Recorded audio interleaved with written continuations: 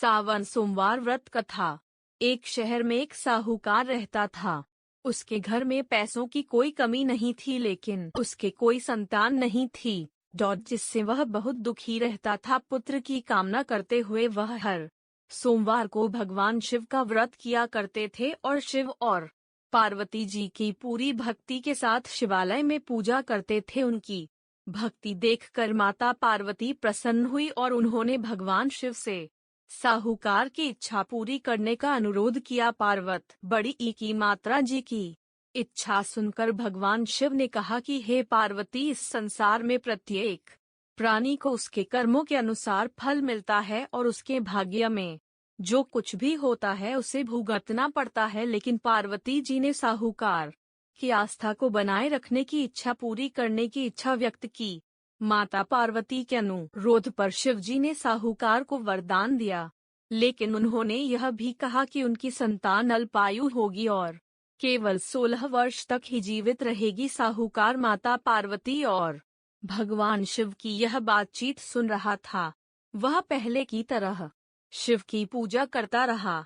कुछ समय बाद साहूकार के एक पुत्र का जन्म हुआ। जब वह बालक 11 वर्ष का हुआ तो उसे पढ़ने के लिए काशी भेज दिया गया। साहूकार ने बेटे के मामा को बुलाकर ढेर सारा पैसा दिया और कहा कि तुम इस बच्चे को काशी विद्या प्राप्त करने के लिए ले जाओ और रास्ते में यज्ञ करो। आप जहाँ भी यज्ञ करें वहाँ ब्राह्मणों को भोजन कराकर दक्षिणा देकर जाएं। मामा भांजे दोनों एक ही तरह से यज्ञ करते थे और ब्राह्मणों को दक्षिणा दान करते थे और काशी की ओर चले जाते थे। राठे में एक नगर था जहाँ नगर के राजा की पुत्री का विवाह होने वाला था, लेकिन जिस राजकुमार से उसका विवाह तय हुआ था वह काना था और इस बात की जानकारी राजा को नहीं थी। राजकुमार ने इस बात का लाभ उठाकर अपने स्थान पर साहूकार के बेटे को दूल्हा बना दिया, लेकिन साहूकार का बेटा ईमानदार था। उसने अवसर का लाभ उठाया और राजकुमारी के दुपट्टे पर लिखा कि तुम मुझसे शादी कर चुके हो, लेकिन जिस राजकुमार के साथ तुम्हें भेजा जाएगा वह एक आंख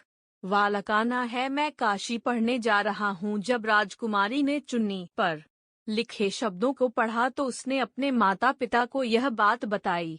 बारात को छोड़कर राजा ने अपनी बेटी को नहीं छोड़ा। उधर साहूकार का लड़का और उसके मामा काशी पहुँचे और वहां जाकर यज्ञ किया। लड़के की उम्र के दिन जब वह 16 वर्ष का था, एक यज्ञ किया गया था। लड़के ने अपने मामा से कहा कि मेरी तबीयत ठीक नहीं है।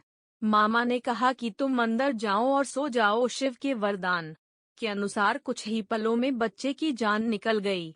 मृत भांजे को देख उसके मामा विलाप करने लगे। संयोग से उसी समय शिव और माता पार्वती वहां से जा रहे थे। पार्वती ने भगवान से कहा, प्राणनाथ, मैं इसकी पुकार को सहन नहीं कर सकती।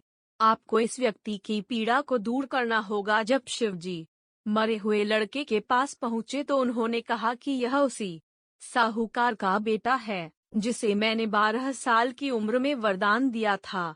अब इसकी उम्र खत्म हो गई है। लेकिन माता पार्वती ने कहा कि हे महादेव, कृपा करके इस बच्चे को और उम्र दे, नहीं तो इसके माता पिता भी मर जाएंगे। शिव के अनुरोध पर भगवान शिव ने लड़के को जीवित रहने का वरदान दिया। शिव की कृपा से वह बालक जीवित हो गया। शिक्षा समाप्त करके जब वह लड़का अपने मामा के साथ अपने नगर लौट रहा था तो दोनों चलते हुए उसी नगर में पहुँचे जहां उसका विवाह राजकुमारी के साथ हुआ था। उस नगर में भी उसने यज्ञ का आयोजन किया। उस नगर के राजा ने तुरंत उसे पहचान लिया। यज्ञ समाप्त होने पर राजा व्यापारी के बेटे और उसके मामा को महल में ले आए और उन्हें बहुत साधन वस्त्र देकर राजकुमारी के साथ विदा किया। लड़के के मामा ने नगर में पहुंचते ही एक दूत को घर भेजकर अपने आने की सूचना भेजी। बेटे के जीवित वापस लौटने की सूचना से व्यापारी बहुत प्रसन्न हुआ। व्यापारी और उसकी पत्नी ने स्वयं को एक कमरे में बंद कर रखा था।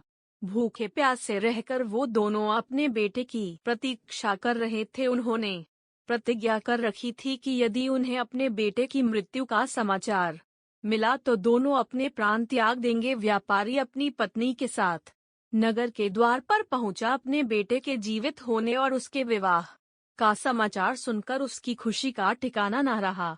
उसी रात भगवान शिव ने व्यापारी के सपने में आकर कहा, हे श्रेष्ठी, मैंने तेरे सोमवार व्रत करने और व्रत कथा सुनने से प्रसन्न होकर तेरे पुत्र को लंबी आयु प्रदान की है। ऐसा सुनकर व्यापारी काफी प्रसन्न हुआ।